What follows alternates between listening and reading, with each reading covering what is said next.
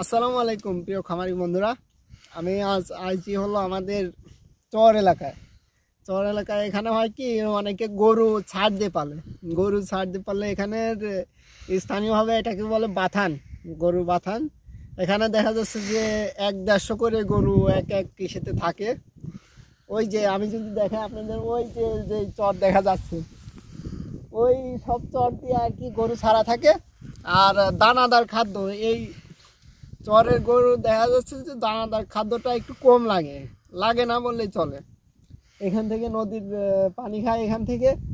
আর পর্যাপ্ত পরিমাণে ঘাস, আপনারা খেয়াল করলে দেখতে পারবেন যে ওখানে পর্যাপ্ত পরিমাণে ঘাস আছে।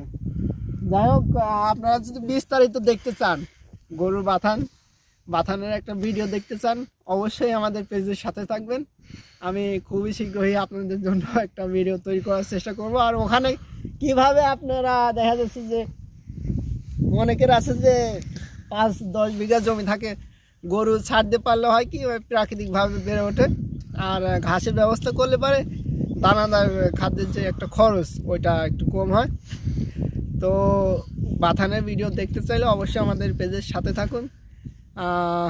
দেখা হবে অন্য কোনো একটা ভিডিওতে। ততক্ষণ সবাই ভালো থাকবেন, সুস্থ থাকবেন। আল্লাহ হাফেজ।